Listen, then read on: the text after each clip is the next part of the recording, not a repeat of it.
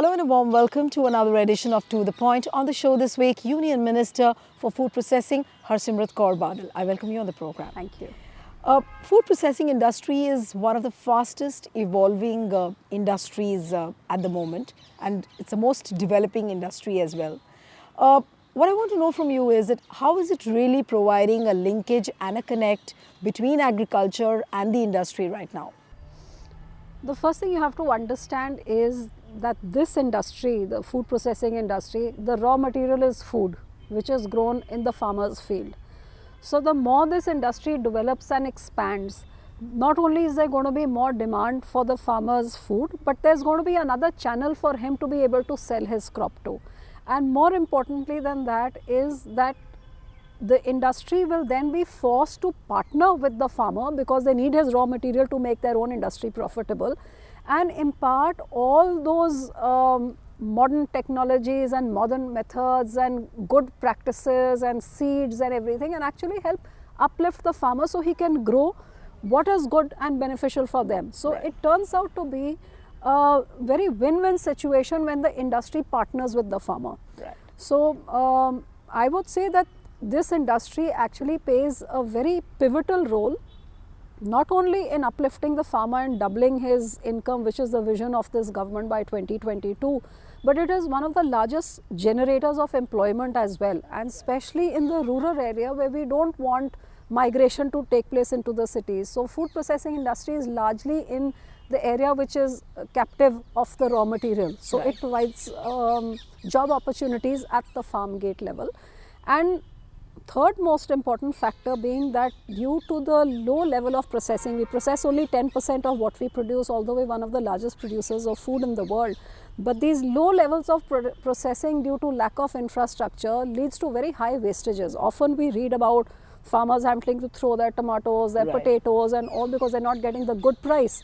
Now if at the mandi, now if there was an industry nearby, if they weren't getting a good price at the mandi, the industry would have to be assured to buy from them because they need to run the industry if they're making a tomato paste or potato chips or anything like that, So it will bring down wastages because the industry will process and preserve what would otherwise get wasted. Right. And then that holds inflation under control. As consumers, we get it at a stable price throughout the year rather than those peaks when suddenly, the glut is there, the price falls and then it goes high. So I think the food processing industry plays a very important role in addressing all the key issues that plague our nations today, whether it's joblessness, whether it's farmer distress, whether it's wastage and whether it's price rise. So that's one of the reasons why over last 4.5 years, first of all, I'll thank the Prime Minister for making this into a separate ministry and a separate minister to focus full time for 4.5 years, which is why we've managed to ground so many projects,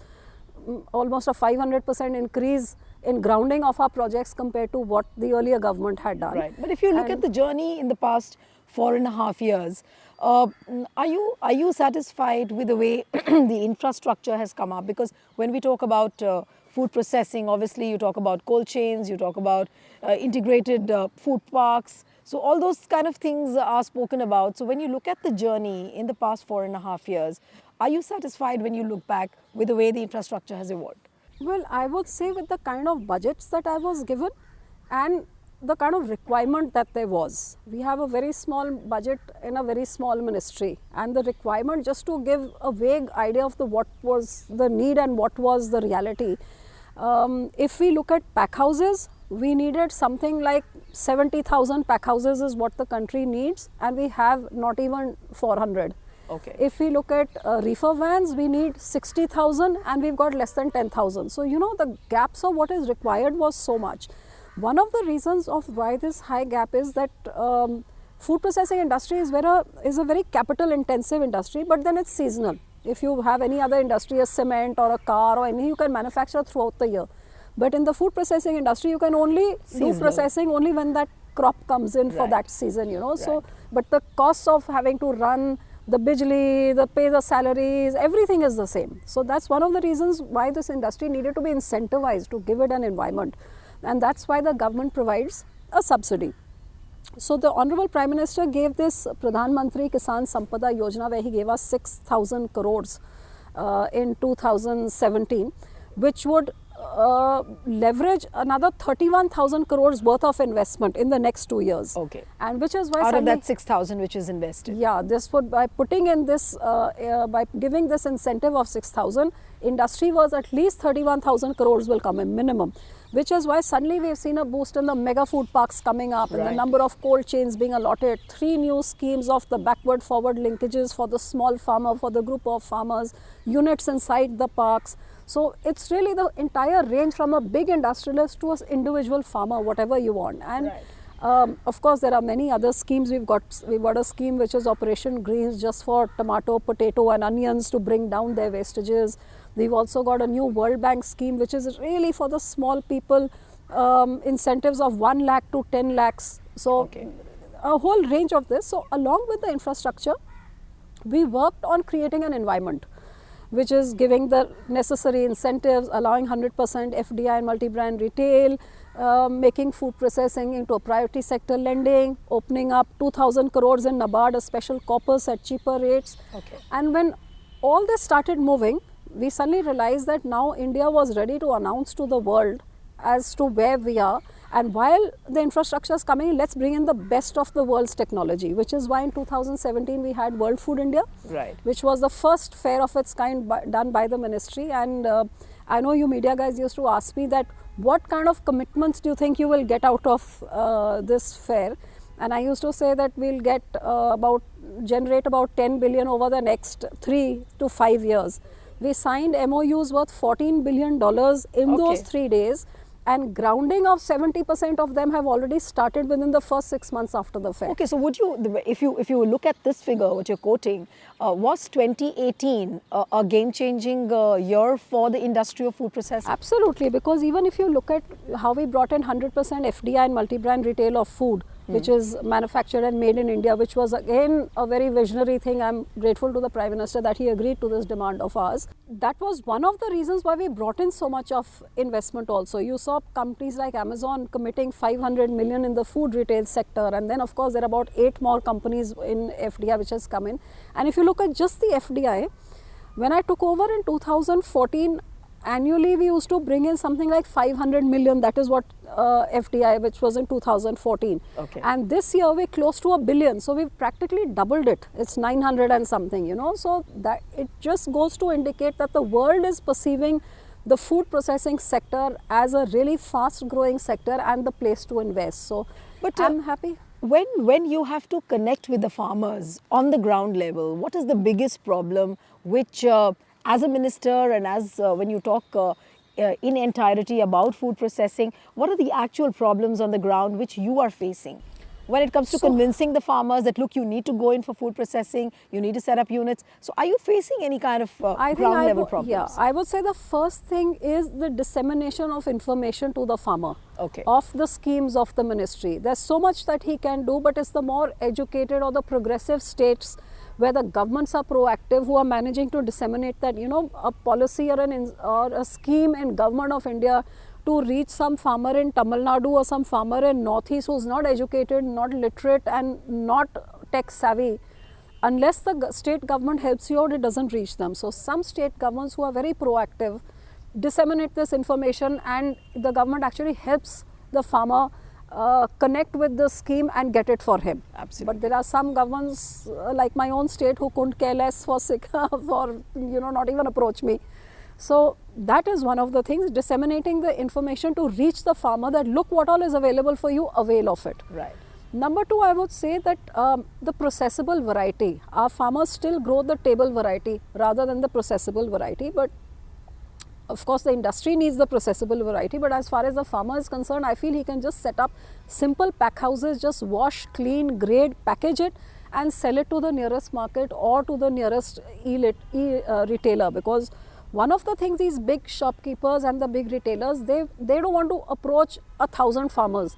They want 5, 10, 50 farmers who will give them enough for 5,000. You know, they want in bulk. Now, when rural distress happens, how do you really connect? Because as you're saying that the food processing industry is fast evolving, and then you have to talk about when you see, you know, farmers wailing and crying over rural distress, how do you really connect the two? And with that in mind, that the level of attaining doubling farmers' income, how feasible does that really look by 2022? Only solution to this is for this food processing industry to grow at a faster rate, because we're at 10%. We've not been able to reach out to 90% of the farmers. And it's a proven fact. Like if you look at the statistics I can give you of my ministry, wherever my mega food park has come up, we've impacted at least 50,000 farmers in the vicinity. Wherever my one cold chain has come up, like I just inaugurated one in Moga district of Punjab, a cold chain, and it was a dairy cold chain. He has MOUs which he's tied up with 1,000 farmers, which are like women who have 2 cows or 5 cows or one dairy, and also these are 1,000 people who are going to get impacted just by this dairy cold chain coming up there. And he has made his own brand of ghee and makhan and dahi and milk. So as an entrepreneur for brand of his own, he's going to market in all the nearby cities. And look at these farmers who were looking for an outlet, probably just providing in the village. Now they'll buy 2 more animals once they can afford it and start supplying more milk. So it's a proven fact that this industry impacts the farmer by increasing his income, which is why I say that this infrastructure, which is going to be grounded, for example, when I took over, there were 2 mega food parks which were operational. I have operationalized 15 more, and there are 4 more which are ready. I don't have time to go and inaugurate. So can you imagine when these 20 of them are ready, and 40 is which we are putting up, which will be ready by the end of next year or the middle of next year.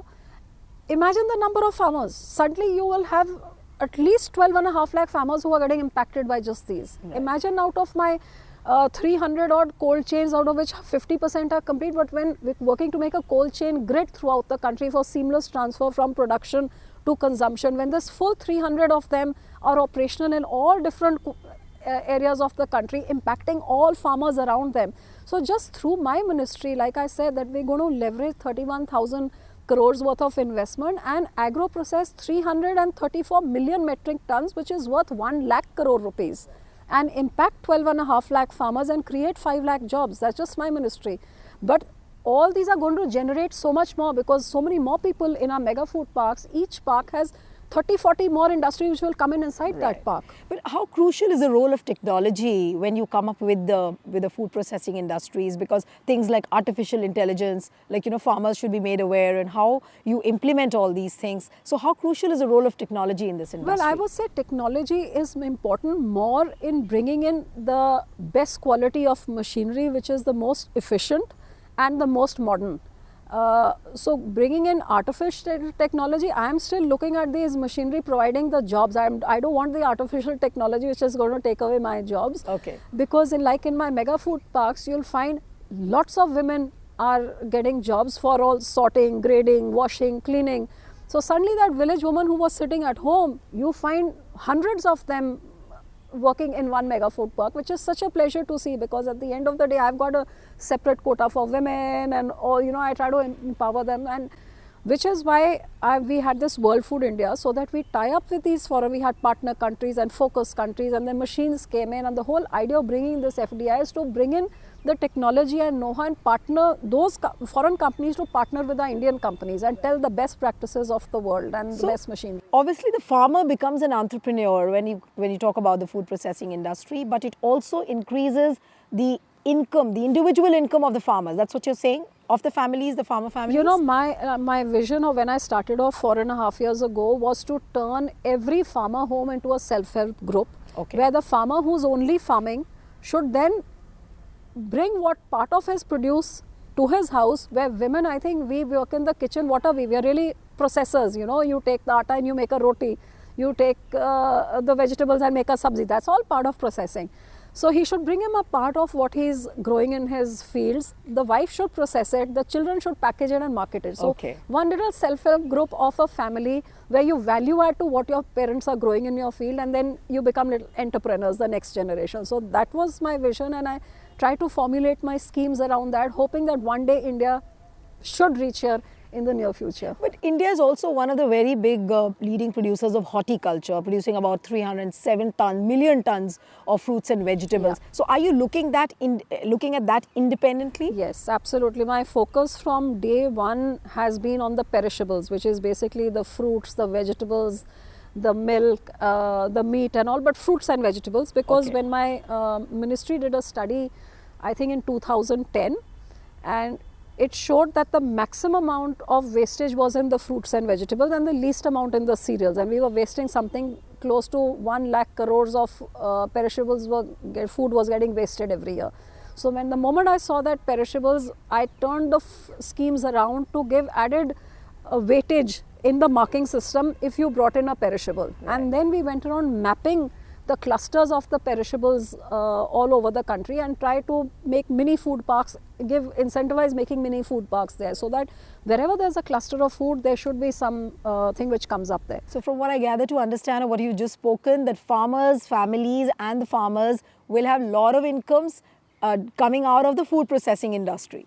Definitely, because with the grounding of this infrastructure, the industry will be forced to procure from the farmer, as a result partner with him, so the farmer has an outlet. Okay. And at the same time, through my schemes, hopefully the farmer learns from this industry and becomes a little entrepreneur, where he starts, with the FDI coming in and the multi-brand big shops coming in, e-retail coming in. He also starts packaging under his own brand or under their brand also, but starts value addition and selling as an entrepreneur himself. There's a lot of politics which is happening on the Kartarpur corridor, and recently you were seen saying that it's the Amrinder Singh government which is delaying the whole process. How do you really say that? What are they really doing to create hurdles? Well, I think right from day one there's been too much politics involved in something which is an extremely pious and holy aspect for every Sikh. So when our government on the Modi Saab on the 22nd of November in the cabinet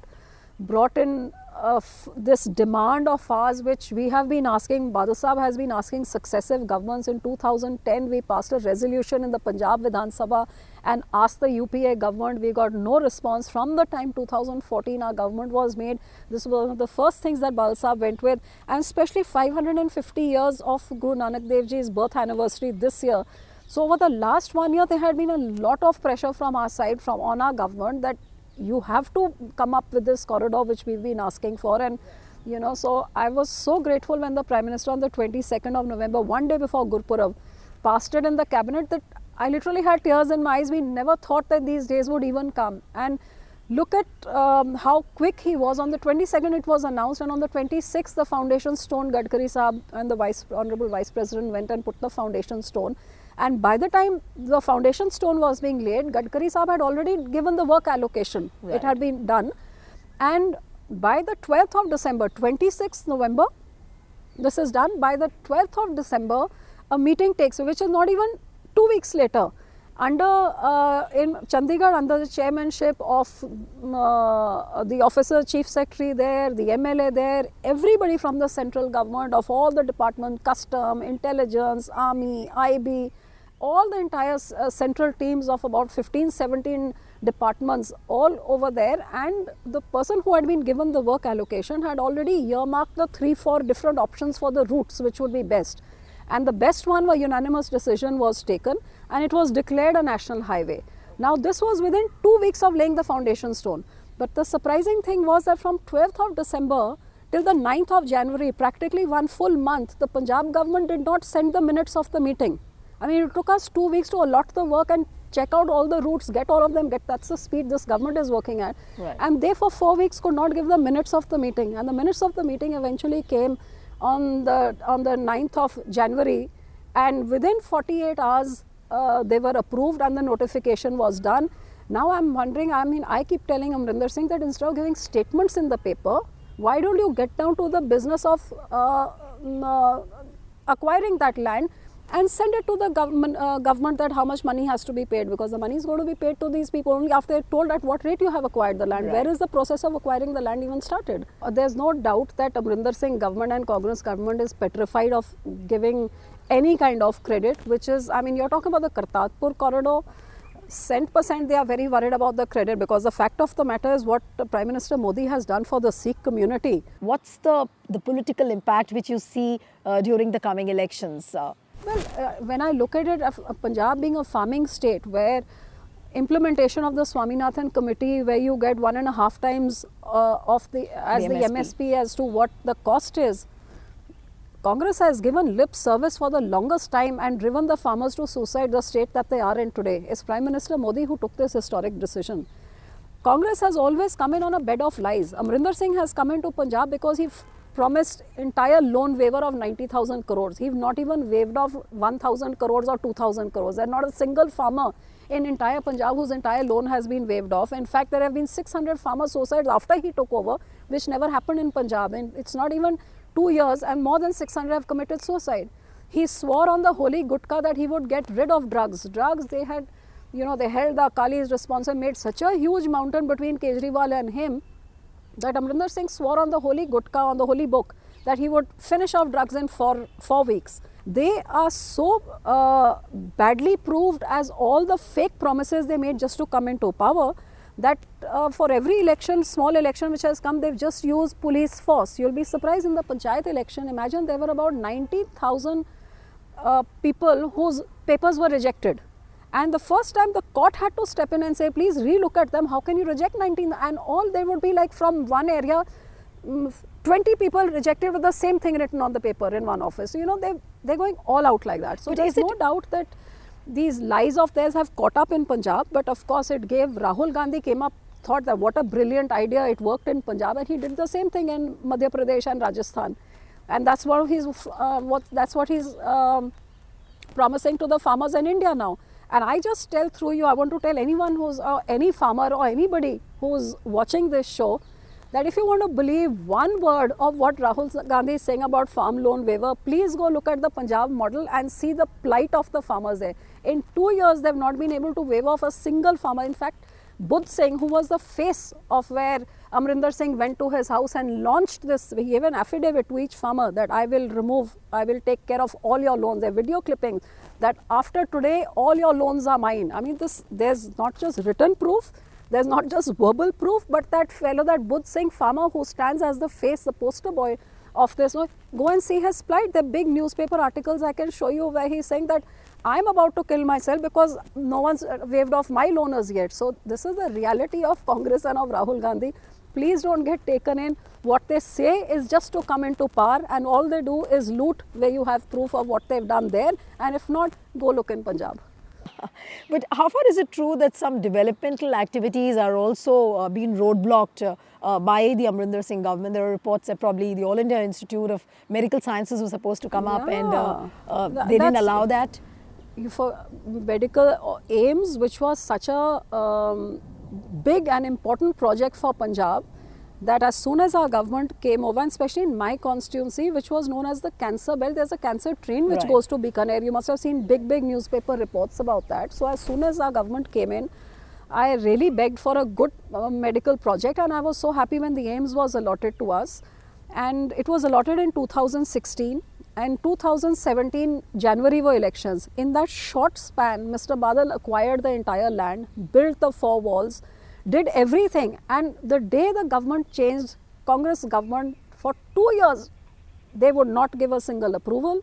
They would not let any activity happen on the ground. And that entire AIIMS, which by now should have been functional, could not even start because of the lax attitude of this government. Eventually, I had to go on ground and do the groundbreaking ceremony, and started without the approvals, because otherwise the AIIMS would not happen, and there was nothing but politics. And this is not just a one-off case. AIIMS is a big thing. Look at my mega food park. The Ladowal mega food park in Ludhiana was allotted, I think, in 2015 when our government was there, and we were pushing it at full speed. And 2017 the government has come in. Till date, that park has not been operationalized because for 9 months they don't give out the tenders. Then they give out the tenders for 6 months, they don't open it. And I've just written to the Chief Minister yesterday that this is the first park out of the 42 where a unit inside the park, which came in 1.5 years after the park's work started, is going to open up before you opened the park even. So that is the way he is working, that I send him letter after letter of reminder. I just get a line that I've received your letter, and that's it. So with so much of happening, my last question to you is that how do you really see the battle 2019 unfolding in Punjab? It's obviously between Congress and the BJP and Shiromani Akali Dal. No, we have a B team of the Congress, which is the Aam Aadmi Party. They fought 2017 together with the only aim being to make Akali Dal BJP lose. So they were like like a symphony, a duet being played between them, and they managed very well, where Congress came into power and Aam Aadmi became the opposition party. And over the last 2 years, Aam Aadmi has not opened its mouth against all the things which the Congress has been doing, whether it's the sacrileges which is happening, whether it's the farmer suicide, whether it's the drugs. I mean, they've got nothing. In fact, the two of them are still bashing Akali Dal BJP, which is out of power. I mean, one is in government and the other is in opposition. You're supposed to make the government perform, not the ex-government. So they're still against us. So in this also, there was, of course, we all know that in Delhi how Aam Aadmi came up as a, was given birth to by the Congress to keep the BJP out here. And Kejriwal, who swore that he would never tie up with Akali Dal or never tie up with Congress or BJP, right after elections formed a government with the Congress. And there are all rumours that even now that Congress and Aam Aadmi are going to tie up here, and even if they don't, they'll do shadow boxing, which is what they do in Punjab. So as far as I am concerned, people of Punjab have seen through the false promises of Congress. Aam Aadmi is fractured. They, like you see in the parliament, there were 4 of them. All 4 of them are separate in the parliament, and the same has happened in the opposition of Aam Aadmi in Punjab, where they've split into, I think, 3 or 4 groups. So the fractured Aam Aadmi, disillusionment with the Congress, I think the set is all, the basis is all laid, set for the Akali Dal to sweep, to teach Congress a lesson, and to ensure that Mr. Modi comes back in the centre. Wish you all the best. Thank you so much. Thank you so much. So that's it on this episode of To The Point. See you next time with another personality. Goodbye and thanks for watching.